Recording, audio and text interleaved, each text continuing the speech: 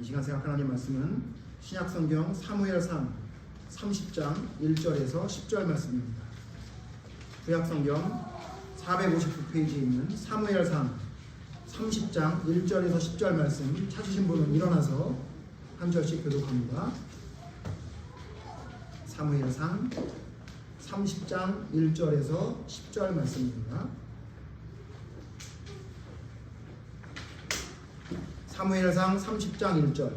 다윗과 그의 사람들이 사흘 만에 시글락에 이른 때에 아말렉 사람들이 이미 네겝과 시글락을 침노하였는데 그들이 시글락을 쳐서 불사르고 거기에 전과 그들을 한 사람도 죽지 아니하고 다 사로잡아 끌고 자기를 가더라. 다윗과 그의 사람들이 성읍에 이르러 본즉 성읍이 불탔고 자기들의 아내와 자녀들이 사로잡혔는지라. 다윗과 그와 함께한 백성이 물 기적이 없도록 소리를 울려 부르더라. 다윗의 두 아내 이스라엘 여인 아히노암과 갈멜 사람 나발의 아내였던 아비가일도 사로잡혔더라. 백성들이 자녀들 때문에 마음이 슬퍼서 다윗을 돌로 치자하니 다윗이 그에 다급하였으나 그의 하나님 여호와를 부르고 용기를 얻으리라. 다윗이 아히멜렉의 아들 제사장 아비아달에게 이르되 원하건대 에봇을 네개로 가져오라.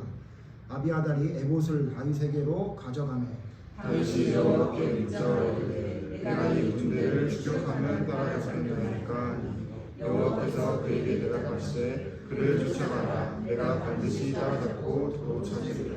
이에 다윗과 또 그와 함께한 600명이 가서 부솔 시내에 이르러 뒤떨어진 자를 거기 머물게 했으되 곧 비거나여 부솔 시내를 건너지 못하는 200명을 머물게 했고 다윗은 300명을 거리고 쫓아갑니다. 아멘. 자리 앉으시고 우리가 지금 계속 본질적인 이야기를 하고 있습니다. 3주 전에 예배 중심의 믿음이란 무엇인가에 대해서 생각해봤고요. 말씀 중심의 믿음이란 무엇인가 생각해봤고요. 지난주에 기도 중심의 신앙이 무엇인지 살펴봤습니다. 오늘은 전도 중심의 믿음이란 무엇인지에 대해서 생각해보는 시간입니다. 여러분 자꾸 똑같은 제목을 가지고 계속 이야기하는데 내용은 똑같죠. 예배 중심의 믿음, 말씀의 중심의 믿음, 기도 중심의 믿음, 전도 중심의 믿음이라는 건 삶의 중심에 본질적인 하나님의 것이 있다는 겁니다. 그러니까 이런 거 아니라는 거죠. 나는 예배 중심적인 신앙을 가지고 있습니다라고 얘기하는데 사실은 내 마음속에 예배보다는 돈이 더 좋고 예배보다는 세상 사람과 놀며 즐기는 것이 더 좋고 그건 말로만 예배 중심적으로 산다고 얘기하는 거지 실제적인 삶은 그냥 자기 중심적으로 살아가는 삶인 거죠. 마찬가지입니다. 말씀 중심적으로 산다고 얘기하면서 말씀은 하루에 한 번도 안 해요. 제가 우리 교회 말씀드렸지만 하나님 말씀 하루에 한 절이라도 좀 보자 그랬는데 나는 말씀 중심적으로 삽니다 그래놓고 하나님 말씀 보지 않아요. 그건 여러분 말로만 이야기하는 건 진짜 믿음이 아니라고 말씀드리는 거죠. 기도 중심적으로 산다고 하는데 이 소박한 목사가 하루에 7분만 기도를 하라 그래도 아직도 안 해. 그러면서 나는 기도 중심적으로 살아가는 믿음이라고 이야기한다면 그건 어불성설이고 사실은 이율배반이고 사실은 말도 안 되는 이야기라 그겁니다. 오늘은 전도 중심의 신앙에 대해서 믿음에 대해서 생각해 보려고 하는데요. 우리 교인이 작기 때문에 여러분에게 전도를 하라고 여러분에게 무엇인가 종용하기 위해 말씀드리는 게 아니라 본질적인 것이 무엇인지를 설명을 드리는 겁니다. 자, 그럼 여러분 전도 중심적인 믿음이라는 건 뭘 이야기합니까? 삶의 중심에 전도가 있다는 거예요. 그러니까 무슨 얘기냐면 내가 살아가는 이유가 무엇인가가 바로 전도하기 위해 살아간다는 생각을 가지고 사는 사람이라는 겁니다.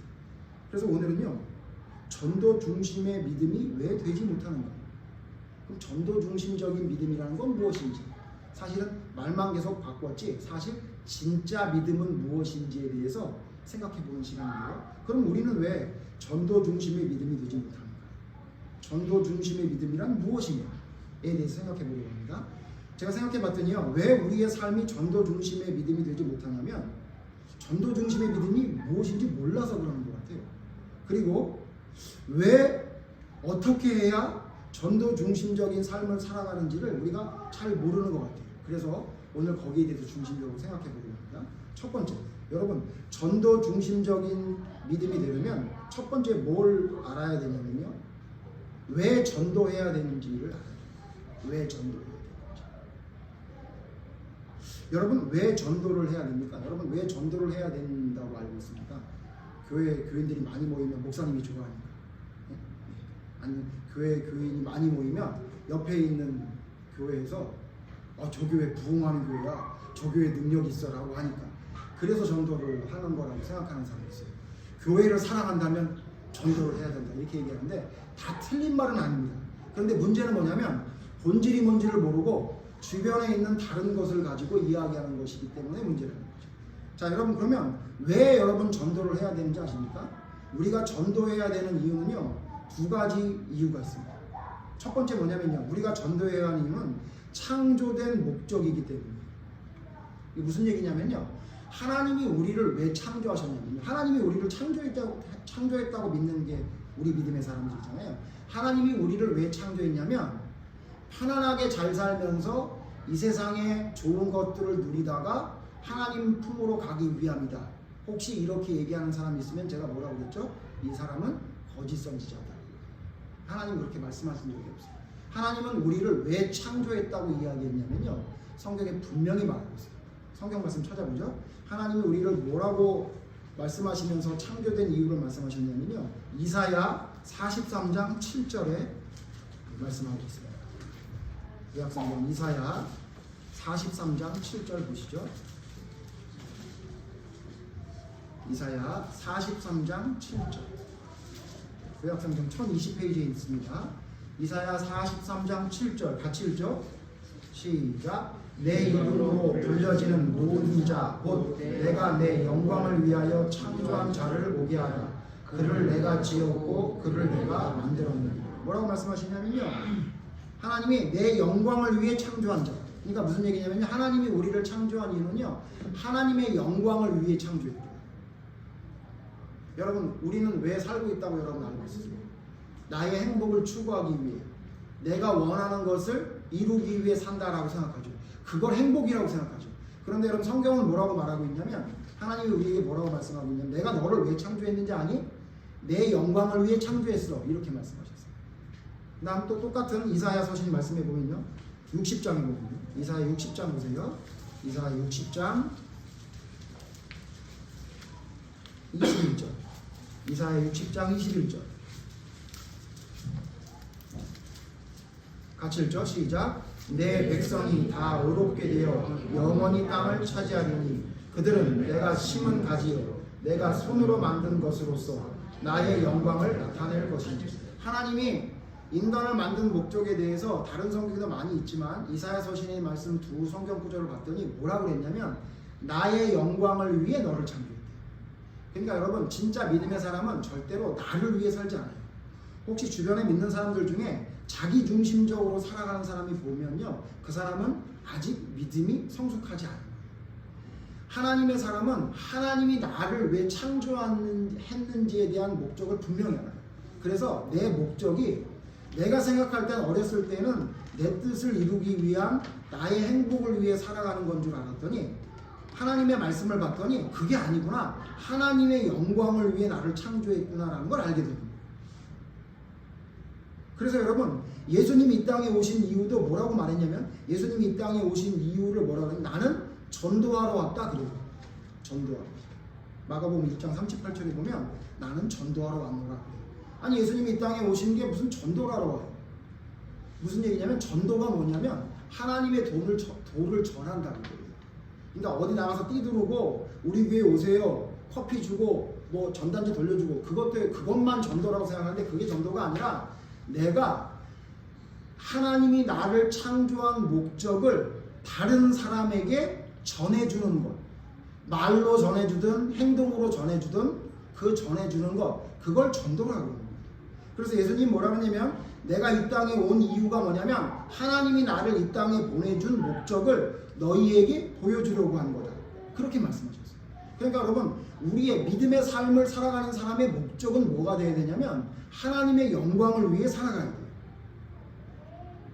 여러분 혹시 그렇게 말씀하실 줄 모르겠어요. 왜 하나님이 꼭 사람을 통해서 하나님의 영광을 나타내느냐? 뭐 다른 것도 많이 있는데 여러분 하나님 잘 보세요. 하나님은 반드시 사람을 통해 역사하세요.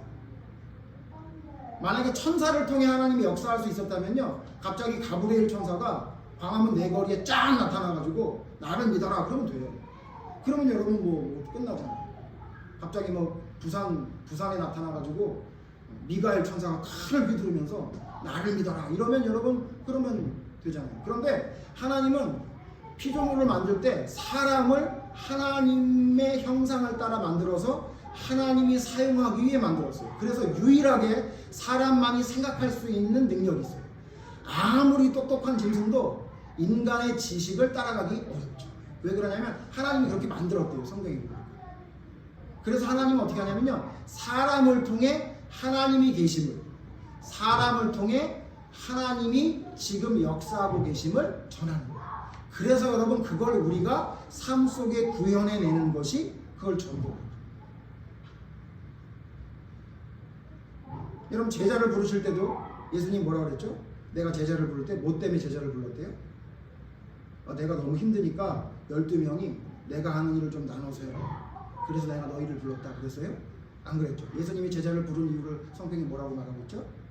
찾아보죠. 아시지만 마가복음 1장 17절, 신약성경 마가복음 1장 17절.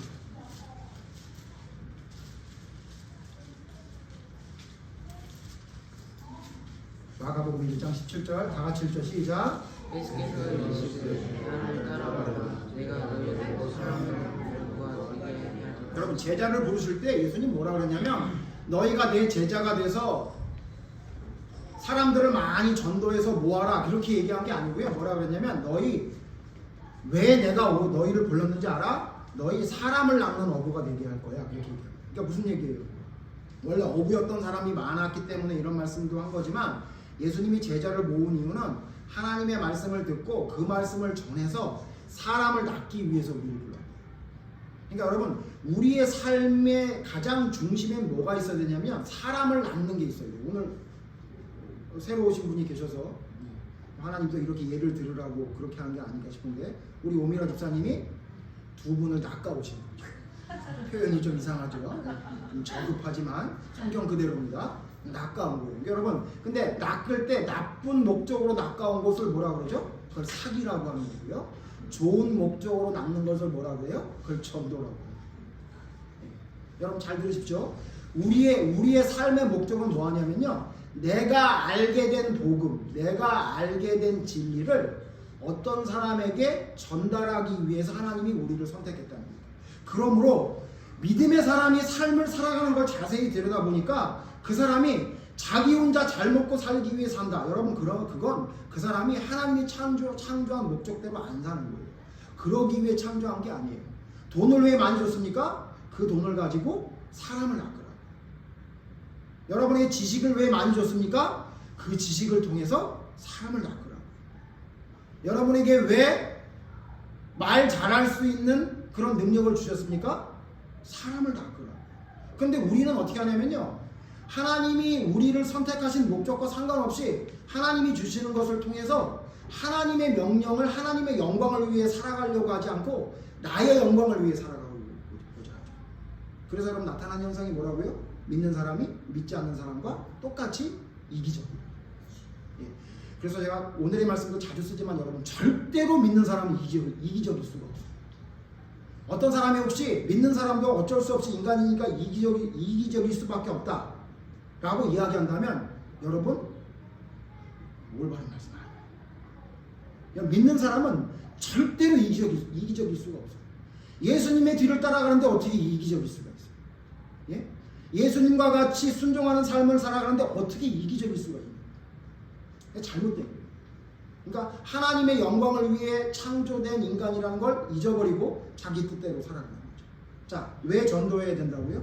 하나님이 창조한 목적이 우리를 통해 복음을 전하기 위한 전도의 매개체로 통로로 우리를 불렀기 때문이에요. 쉽게 예를 들면 이런 거잖아요. 러닝머신 사셨죠? 혹시 집에 있으신가요? 네. 러닝머신 처음에는 열심히 뜁니다. 조금 지나면 러닝머신이 뭘로 변했죠? 네. 빨래대로 변한다면서요. 예. 그래서 그 러닝머신이 당근에 보면 그렇게 많이 나옵니다. 다 뭐라고 쓰냐면요. 처음 살 때는 조금 했는데 지금은 빨래대로 쓰고 있어요. 필요한 건 가져가세요.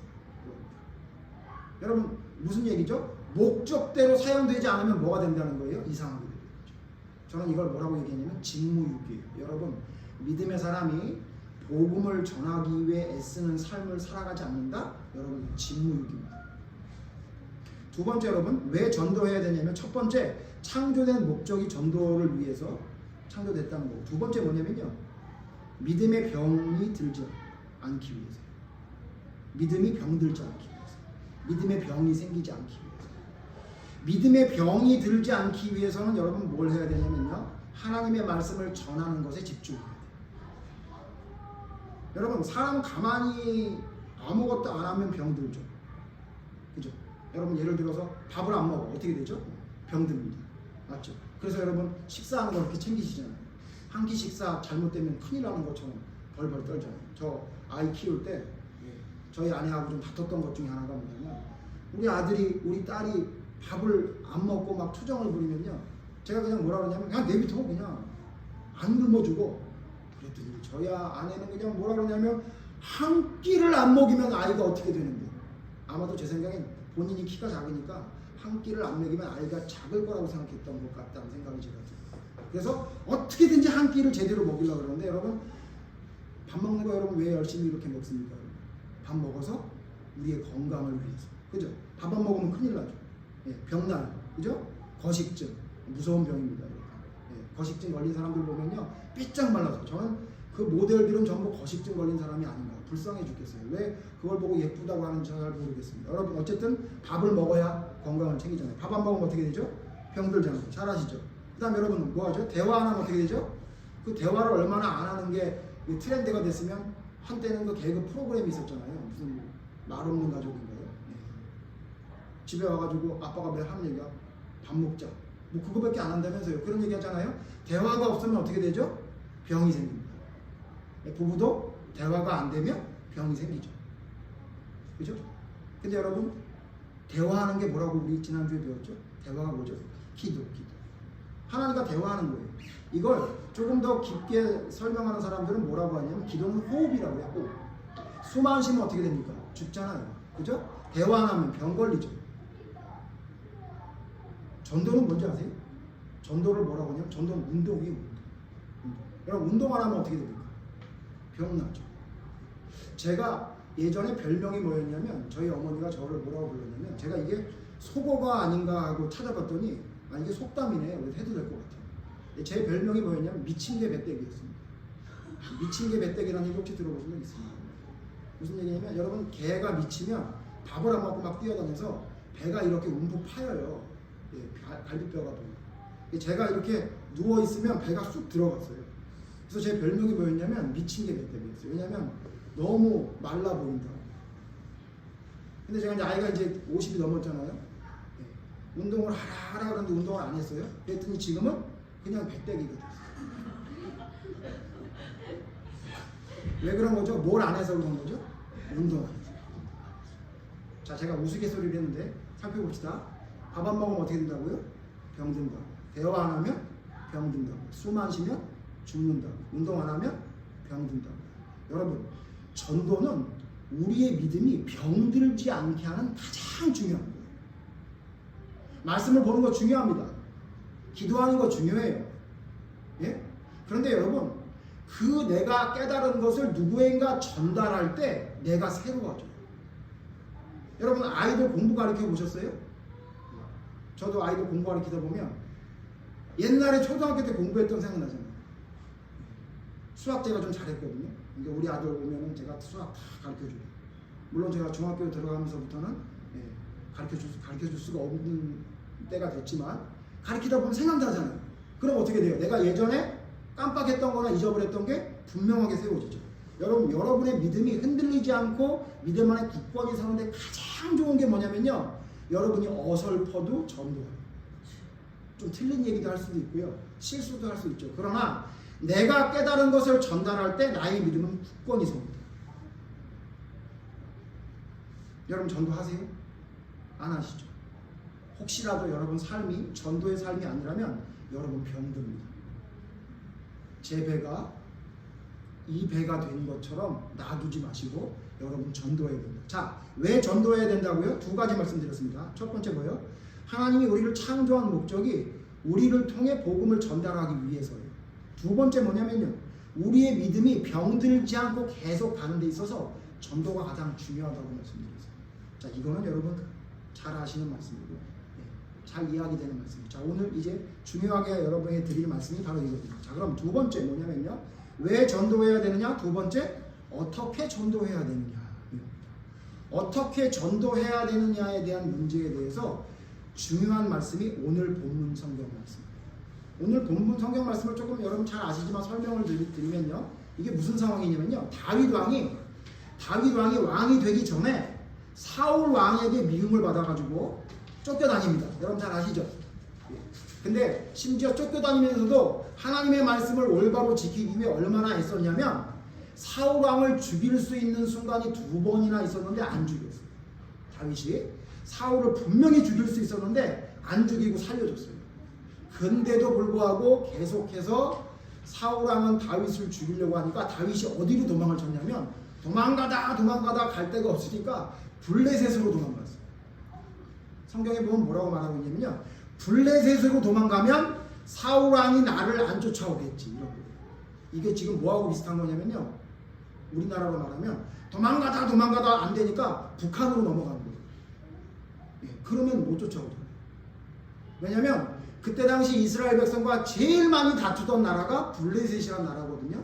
여러분 잘 아는 다윗과 골리앗의 그 골리앗의 국적이 블레셋이죠. 그러니까 무슨 얘기냐면 맨날 이스라엘 백성과 싸움을 했던 그 나라로 도망을 간 거예요. 그러면 다윗이 뭐라고 그랬냐면 여기로 도망가면 사울 왕이 못 쫓아오겠지. 그렇잖아요. 아마 지금 우리나라에서도 범죄를 저지른 사람이 북한으로 넘어가면 처벌 못 하잖아요. 그거 어떻게 잡아요? 그러니까 여러분 다윗 상황이 이렇게 심각해진 거예요. 블레셋으로 가서 거기서 당신을 섬기겠습니다 라고 아기스 왕에게 절하고 거기서 조그마한 일을 맡는 병사의 역할을, 대장의 역할을 감당하면서 거기서 먹고 사는 거예요. 무려 1년 4개월 동안 그렇게 사는 거예요. 여러분 골리앗을 죽였던 다윗이 블레셋 나라에 가가지고 나 당신을 섬기겠습니다 그러고는 거기서 1년 4개월 동안 변방에서 지냈던 거예요. 자, 근데 문제는 뭐냐면 다윗이 거기서도 왕에게 인정을 받습니다. 야, 다윗 저거 일만 시키면 제대로 하네. 그래서 왕에게 신임을 받아요. 그러니까 여러분 문제가 뭐죠? 왕에게 신임을 받으면 항상 문제가 생기는 게 뭐예요? 그 주변에 있는 신하들이 시기하죠. 그래서 다윗 왕을 시기하는 사람이 사울 왕만이 아니라 블레셋에 있는 원래 아기스의 신하들이 다윗을 미워해요. 그러다 이제 결정적인 사건이 하나 생깁니다. 오늘 그 말씀이에요. 뭐냐면 드디어 블레셋이 군대를 정비하고 이스라엘 나라를 치러 내려가요. 그때 아기스 왕이 어떻게 하냐면요, 다윗 데려가자 이런 거예요. 아마 아기스 왕 생각에는 다윗이 사울을 미워하니까 전쟁도 잘하니까 우리가 써먹기 좋아 이렇게 생각했던 것 같아요. 근데 여러분 그때 당시 블레셋의 신하들은 안 됩니다. 안 됩니다. 다윗이 지금 우리 편인지 1년 4개월이 됐지만 만약에 전쟁 중에 우리 뒤통수 치면 어떻게 합니까? 저 사람 못 데려갑니다. 이렇게 얘기해요. 물론 의심이 가서 그런 것도 있지만 다윗이 공을 세우면 점점 자기들의 위치가 내려앉게 될 것을 우려했던 것 같아요. 그래서 다윗을 안 데려가요. 그래서 오늘 성경 보면요, 오늘 성경 말씀 보세요. 오늘 사무엘상 30장 말씀 조금 앞에 보시면요, 29장 보세요. 29장 보면 29장 1절 제가 읽겠습니다.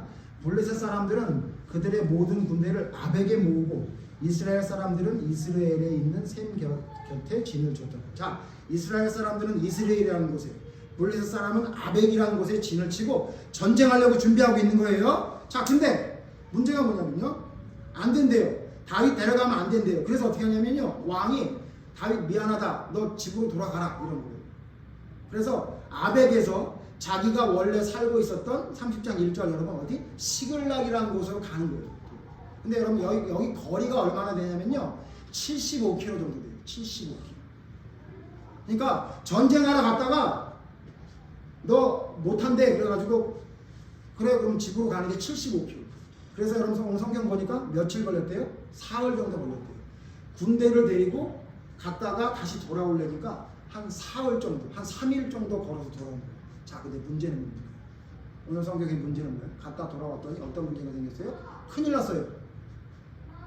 그 3일 집 비운 동안 그 옆에 있던 아멜렉이라는 나라에서 쳐들어가가지고 다윗과 그 신하들, 다윗을 따르는 그 병사들이 머무는 시글락이라는 곳을 몽땅 다 약탈해 간 거예요. 자녀들, 부인들 다 잡아가고 있는 물건 다 잡아간 거예요. 몽땅 데려간 거예요. 다윗이 어떻게 된 거냐면요, 진짜 최악의 상황이 된 거예요. 전쟁을 나가려고 갔더니 인정도 못 받아서 집으로 돌아와. 집으로 돌아왔더니 다 없어진 거예요. 자, 더 큰 문제는 뭐냐면요, 더 큰 문제는 뭐냐면 5절이에요. 5절. 오늘 읽은 말씀 사무엘상 30장 5절 봅시다. 시작.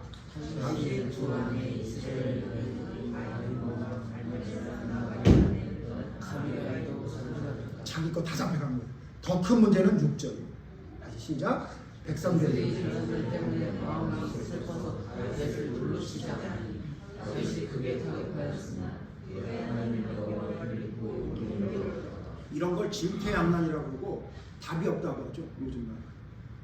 아니 3일 만에 돌아와서 몽땅 다 가져간 것도 힘들어서 자기 아내들 다 데려가서 아이들 다 잡아가고 힘들어서 다윗도 힘들어 지쳐있는데 이렇게 된 원인이 다윗이라고 생각해서 사람들이 다윗을 돌로 치려고 했던 거예요. 그러니까 무슨 얘기예요? 내분이 일어난 거예요. 자기를 따르던 사람들도 자기를 안 따르게 돼요. 자, 여러분 이런 상황이면 우리는 뭐하죠? 여러분이 만약에 이런 다윗과 같은 상황이라면 여러분 어떻게 할 것 같아요? 낙심하고 지쳐가지고 이게 뭐야?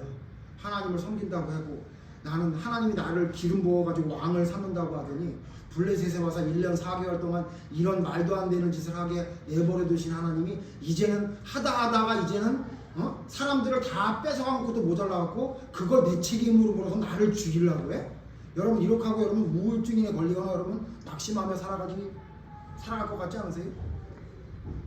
근데 여러분 다윗은 다릅니다. 다윗이 어떻게 하냐면요, 제가 왜 전도 얘기하면서 이 얘기를 할까 여러분 좀 의심스러울지 모르는데요, 잘 따라와 보세요. 자, 다윗이 그 얘기를 듣고 나서 어떻게 해요? 다윗이 낙심합니다. 여러분 다윗은 이 얘기를 듣고 난 괜찮아, 난 끝도 없어, 나는 하나님으로 말미암아 난 힘을 얻었으니까 아무 일 없어, 그랬던 걸로 보이죠, 여기 말씀만 보면. 근데 여러분 다음 절 보면 안 그래요. 다음 절 보세요. 7절 보세요. 7절. 다윗이 아히멜렉의 아들 제사장 아비아달에게 이르되 원하건대 에봇을 내게로 가져오라. 아비아달이 에봇을 다윗에게로 가져가며 8절 같이 읽죠. 다시 시작. 다윗이 여호와께 격정하여 이르되 내가 이 군대를 추격하면 따라오게 하였다.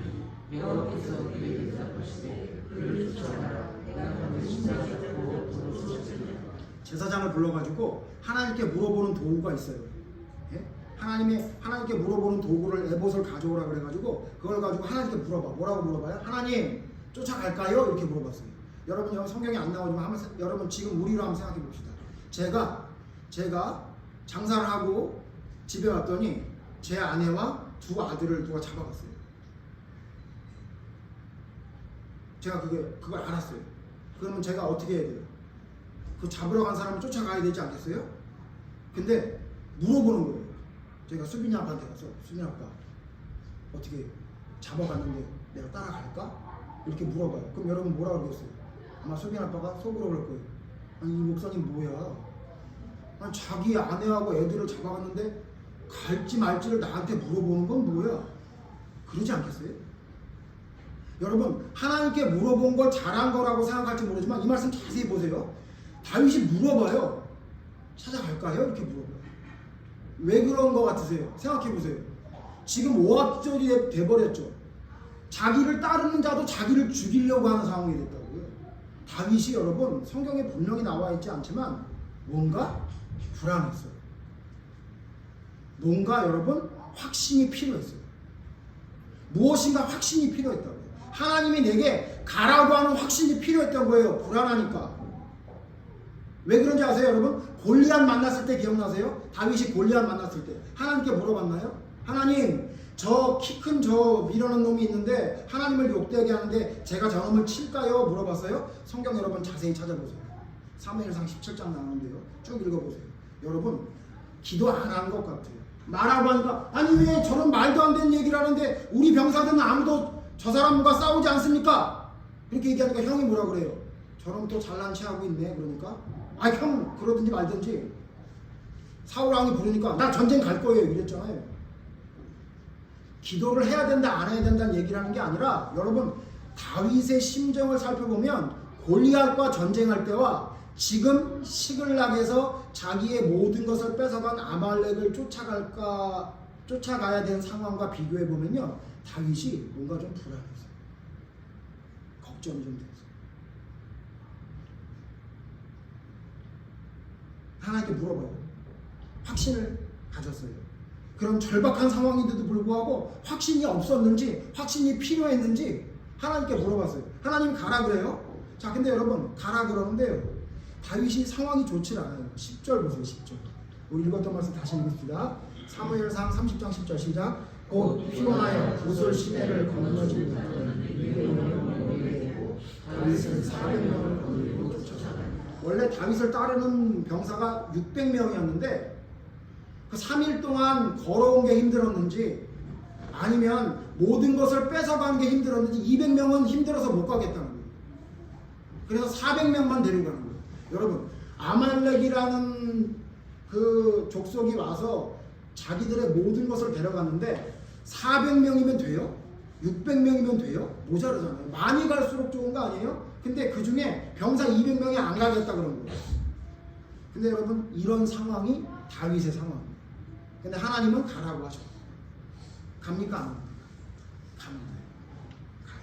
자, 여러분, 뒤에 내용을 제가 잠깐 설명드리면 가니까 어떤 일이 돼요? 갑자기 어떤 사람을 하나 만나요. 누군가 했더니 그 아말렉 진영에서 나온 사람이에요. 왜 그런가 했더니 병이 들으니까 필요 없다고 종을 내쫓았대요. 그래서 그 사람을 우연찮게 만나가지고 먹을 걸 줬더니 감사합니다. 너 어디서 왔냐? 그랬더니 아말렉에서 왔어요. 나 거기 가려고 그러는데 너 혹시 거기 좀 인도해 줄 수 있냐? 아 그럼요. 제가 거기서 지금 왔는데요. 먹을 거 주셔서 감사합니다. 라고 해서 우연찮게도 그 사람을 만나서 거기를 쫓아갑니다. 자, 그래서 그 400명을 데리고 가서 어떻게 해요? 기습을 해서 다 데리고 갑니다.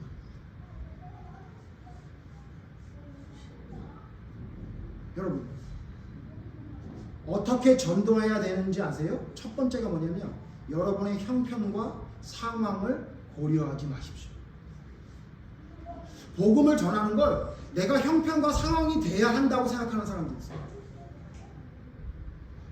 여러분, 제가 그렇다고 뭐 지금 뛰두르고 어디 나가서 예수 청당하라는 얘기가 아니에요.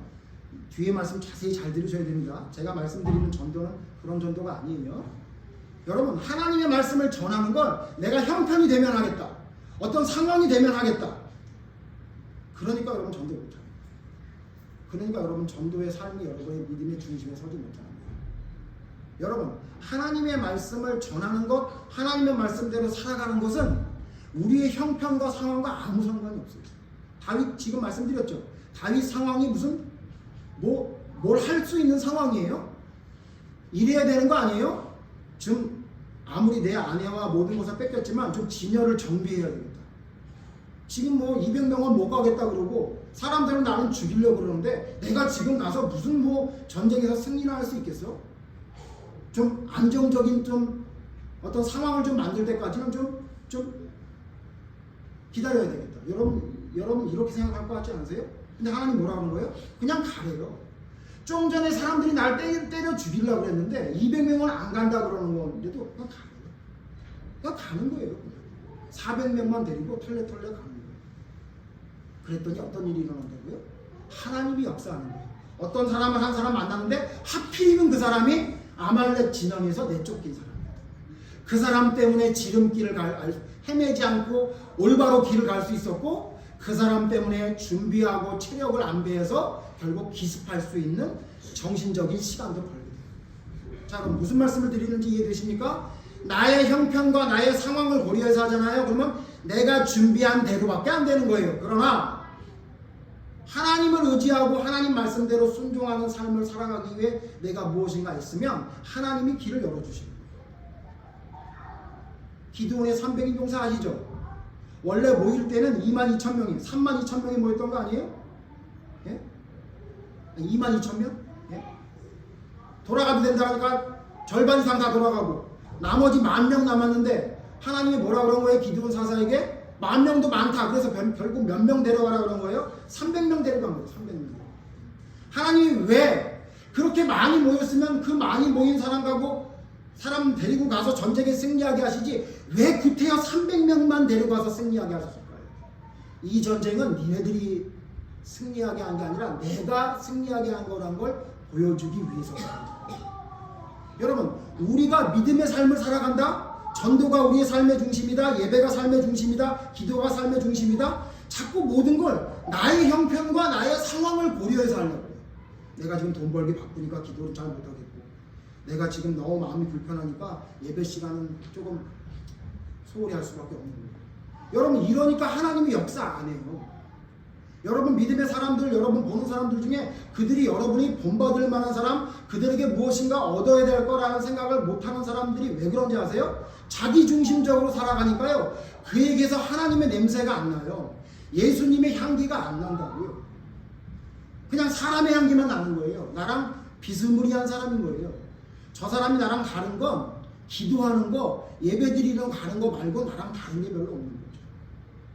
믿음의 사람은요, 자기의 형편과 상황을 고려하지 않아요. 여러분, 아까 골리앗 이야기했지만 여러분, 골리앗을 물리치러 갈 때 다윗의 모습이 어땠을 것 같아요?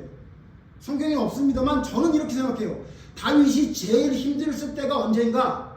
다윗이 제일 힘들고 고민됐을 때가 언젠가? 저는 돌 5개 주스러 갔을 때 같아요.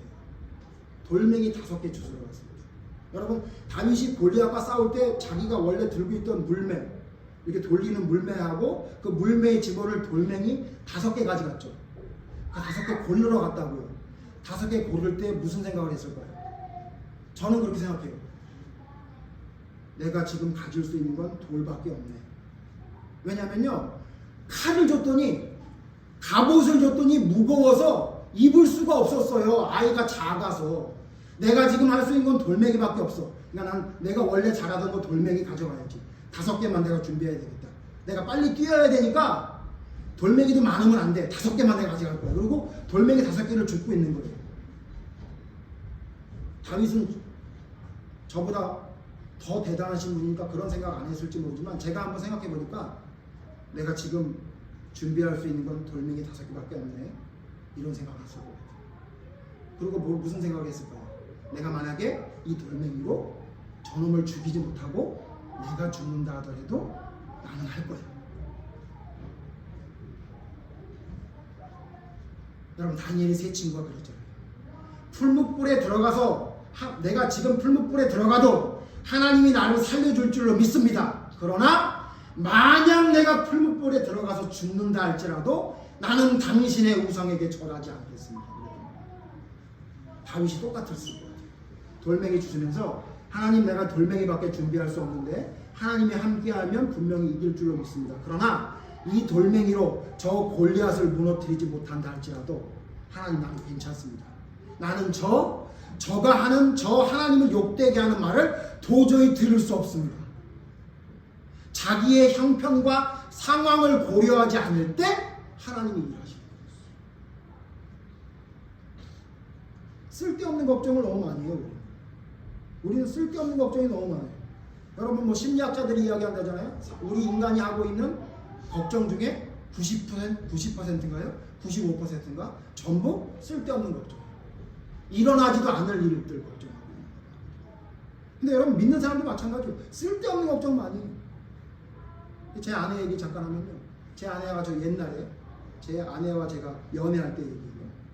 제가 나 여기 집에 밑에 왔어. 빨리 내려와. 이렇게 얘기해요. 그러면 저는 이제 깜짝 놀래게 해주려고 이제 남자분들 그런 거 많이 하지 않나요? 연락 안 하고 짠 하고 나타나고. 그때는 또 핸드폰도 많이 없었어요. 짠 나타나고.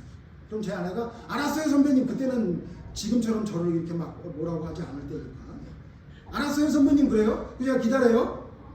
45분 만에 나왔어요. 45분 만에. 45분 만에 나온 거니까 제가 뭐라 하냐면 왜 이렇게 늦었어? 그랬더니 이유는 알겠더라고요. 기초 화장도 하고 옷도 예쁘게 입고 왔더라고요. 그러니까 물론 그렇겠죠. 이제 자기가 좋아하는 선배님이니까 예쁘게 보이려고 그랬겠죠. 아마 지금은 알 거예요. 그게 얼마나 안 해도 될 일을 했는지. 저는 저 사람 화장한 것보다 화장 안 한 게 더 좋고 자다가 일어나는 얼굴이 제일 좋거든요. 제가 뭐라 그러냐면 정비야 그 쓸데없는 짓 하지 마. 그것 때문에 좀 상처받았다고 하더라고요. 그 쓸데없는 짓 하지 마. 나는 너 있잖아 눈곱이 붙이고 나와도 돼. 그냥 뛰어나와. 그러면 돼. 예? 여러분 우리가 혹시 제가 제 아내를 웃기게 예를 들었지만 여러분 쓸데없는 거 하는 거 아니에요? 쓸데없는 걱정. 내가 예쁘게 보여야 저 사람이 날 예쁘게 보지 않을까? 아니요. 몸빼를 입고 와도 예쁘다는 거예요.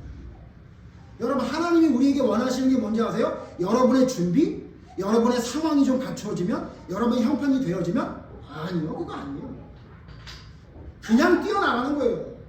골리앗에게 뛰어나갔던 다윗처럼 돌멩이 5개 들고 뛰어나가는 거예요. 400명 오합지졸 같은 애들 데리고 나가라 그러면 가는 거예요. 그냥 좀 전에 나를 돌로 치려고 했던 자식들인데 200명은 안 간다고 하는데 그래도 가는 거예요. 왜? 하나님이 함께 하시니까. 여러분 어떻게 전도하는 거냐고요? 형편과 상황은 고려하는 게 아니에요. 여러분 두 번째로 어떻게 전도하는 건지 아십니까 여러분?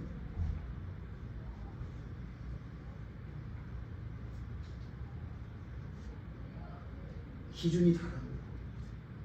여러분 기준이 다르다는 것을 보여주는 게 전도예요. 무슨 말인지 이해가 좀 안 되실지 모르겠어요. 자, 그 다음 여러분 오늘 성경 말씀 다음 사건이 재밌어요. 다윗이 전쟁에 나가서 돌아왔어요. 전쟁에 승리해 돌아왔어요. 다 가지고 왔어요. 심지어 거기 있는 것까지 전리품까지 가지고 왔어요. 근데 이제 문제가 생긴 거예요. 어떤 문제가 생겼냐? 안간 200명 안 갔잖아요. 그러니까 뭐라 그러냐면 거기 있는 사람들이 저 200명한테는 쟤네들 식구만 돌려주고 다른 건 아무것도 주지 맙시다 이런 거예요. 왜? 쟤네들은 전쟁 안 갔잖아요. 우리는 목숨을 걸고 갔는데 쟤네들은 안 갔잖아요. 쟤네들은 안 줄래요. 그런 거예요. 쟤네들 안 줄 거예요. 맞아요, 틀려요? 태준아, 줄 거야, 안 줄 거야? 너 안 주지? 얘는 절대 안 줄 거예요. 왜 안 줘? 왜 안 줘? 전쟁 안 갔으니까, 그치? 아니, 자기는 집에 앉아가지고, 아니, 그걸 알로 먹으려고 그래? 그치? 기분 나쁘잖아, 그치? 나는 열심히 했는데, 너는 아무것도 안 했잖아. 절대 안 주지. 그죠? 아마 태서가 우리 예배 드렸지만, 태서가 예배 안 드리고 집에 있었는데, 교회에서 뭐 초크 성기를 받았으면 형 절대 안 주지. 그지? 형은 안 왔잖아. 나는 왔으니까. 그럴 거 아니에요. 그죠? 여러분 이게 사람의 심리잖아요. 그죠?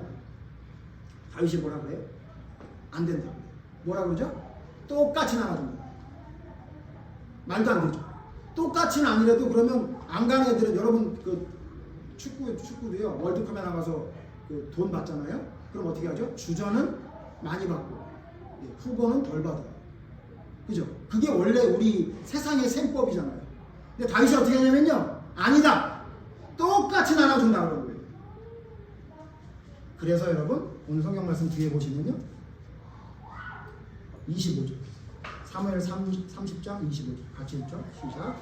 그날부터 다윗이 이것으로 이스라엘의 율례와 규례를 삼았더니 오늘까지 이르리라. 무슨 얘기인지 아세요? 그게 어떻게 됐대요? 기준이 됐대요. 그게 기준이 됐대요. 저는 믿음의 사람들을 봅니다. 이런 얘기 많이 해요. 아니 우리 회사는요. 아니 그걸 할 수가 없어요. 아 우리 집은요. 목사님 그거 안 되는 집이에요. 왜냐하면 우리 집엔 이런 기준이 있어요. 그래서 그거 안 돼요. 아니 목사님 우리 회사에는 이런 기준이 있어서 그거 안 돼요. 아니 목사님 제 친구는요. 제가 가지고 있는 생각이 이래서 이게 안 돼요. 물론 여러분 그게 틀리다는 말씀을 드리려고 하는 건 아닙니다. 맞겠죠. 그렇게 사셨겠고 그렇게 상황이 그러니까 그렇게 얘기하죠. 그러나 여러분 믿음의 사람은요. 기준을 따라가는 사람이 아니고요. 기준을 만드는 사람이에요. 기준을 따라가는 게 아니라고요.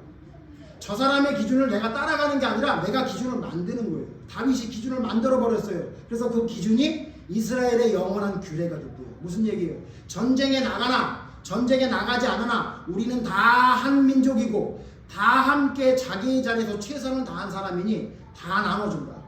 자, 그렇게 되면 어떤 일이 벌어지죠? 안 나간 사람은 미안한 마음을 가지고 나간 사람을 존중하게 되죠. 나간 사람은 안 나간 사람에게 그것을 주었으니 자기에게 더 큰 의의가 되겠죠. 얼마나 좋아요.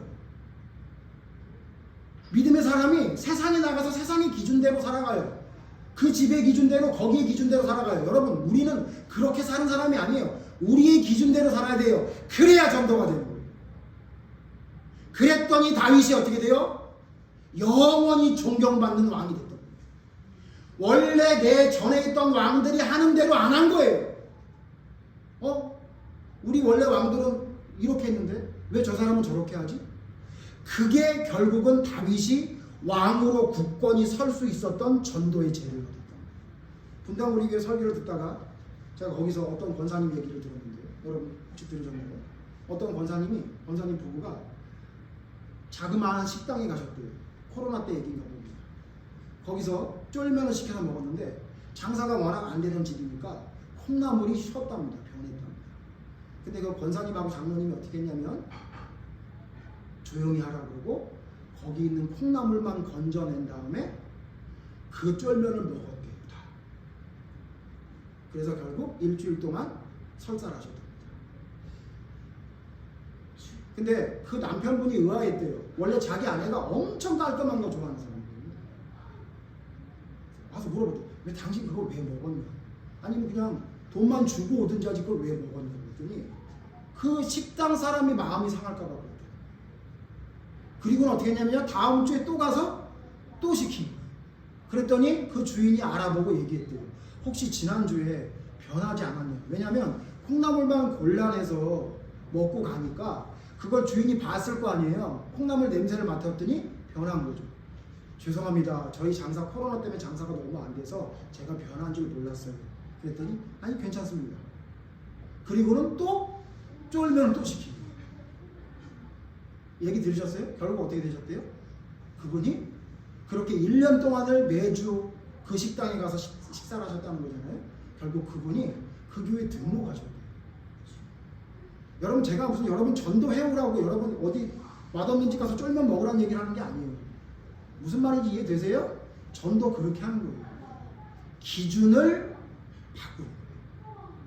변하면 안 먹는다. 장사 안 되는 집은 안 간다. 그게 여러분 기준이죠. 맞죠? 그죠? 장사 잘 되는 집 가야 반찬이 새로 나오기 때문에 그 집에서 맛있는 거 먹을 수 있다. 여러분 그걸 하지 말라는 얘기가 아니에요. 여러분 그런 생각만 가지고 그걸 따라가면요 영원히 그렇게 장사 안 되는 집 믿지 않는 사람은 전도 못합니다. 우리의 기준이 바뀌어야 돼요. 우리의 기준이 바뀌지 않으면 여러분 우리는 절대 전도 못합니다. 전도를 해도 되지 않습니다. 우리의 전도는 입술이 아니고 말이 아니고 우리의 삶으로 보여줘야 돼요. 우리의 삶이 다른 사람과 다른 기준으로 산다는 것을 사람들에게 전해줄 때 전도가 돼야 그게 진짜 전도가 되는 겁니다.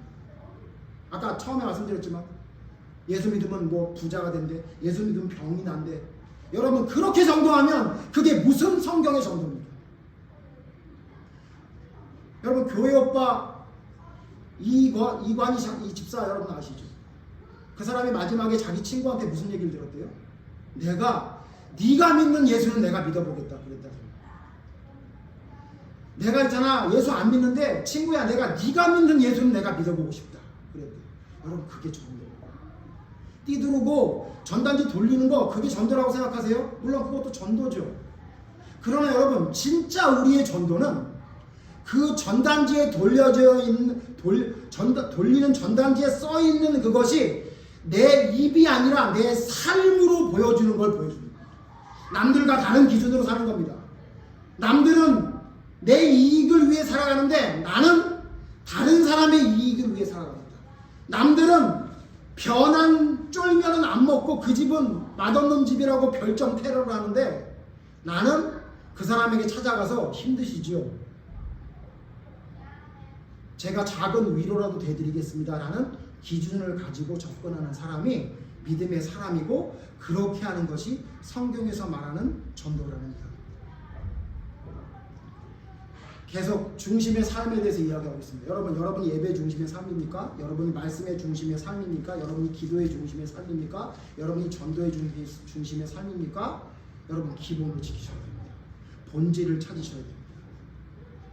우리의 삶이 하나님의 사랑을 나타내야 됩니다. 우리의 삶이 하나님의 용서를 보여줘야 됩니다. 우리의 용기가 하나님으로부터 얻는 용기이기 때문에 다른 사람들과 비교할 수 없는 용기로 살아가는 삶이어야 됩니다. 하나님께 순종하는 것이 무엇인지 여러분이 삶으로 보여주셔야 돼요. 여러분 아이들과 밥은 많이 드셨죠?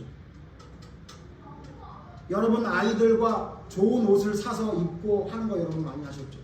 제가 하나 물어볼게요. 여러분 전도를 삶의 중심으로 놓고 사는 삶이시라면 여러분 전도하기 위해 여러분 얼마나 많은 사람과 식사를 해보셨습니까?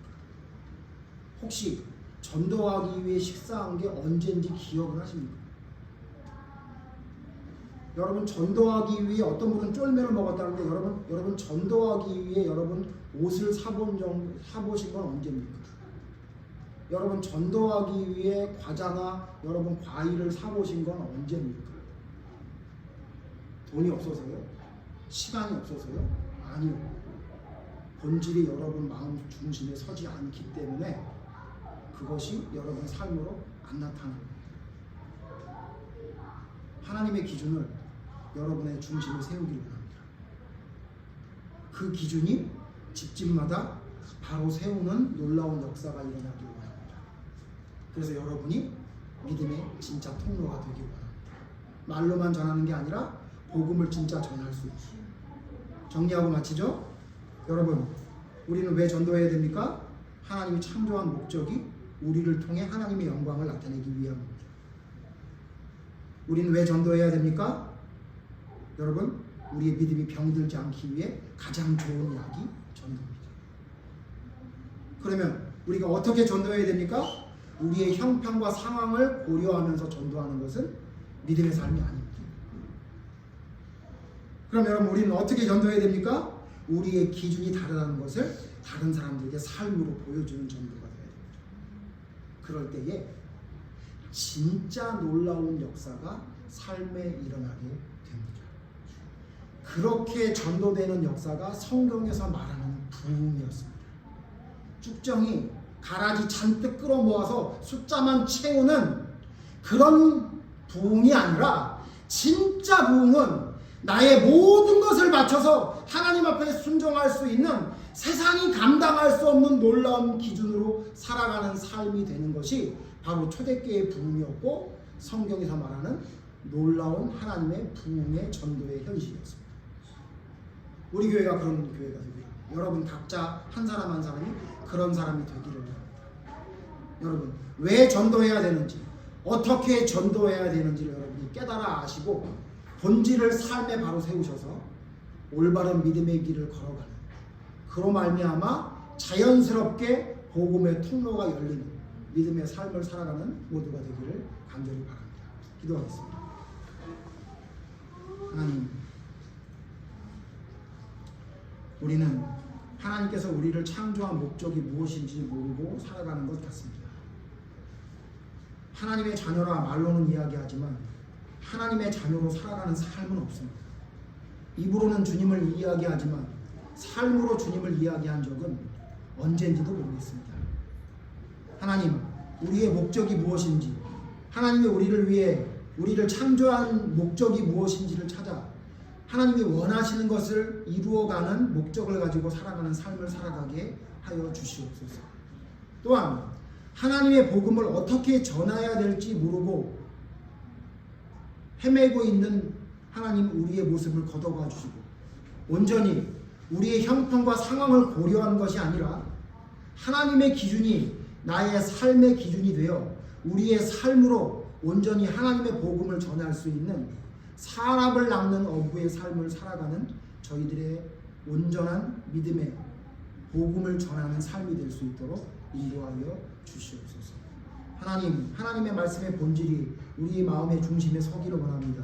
하나님 인도해 주셔서 올바른 믿음으로 온전히 섬으로 인해 예수님의 사랑과 하나님의 그 용서와 놀라운 하나님의 능력을 우리의 삶으로 나타낼 수 있는 복음의 통로가 될 수 있도록 하나님 인도하여 주시옵소서. 예수님 이름으로 기도드립니다. 아멘.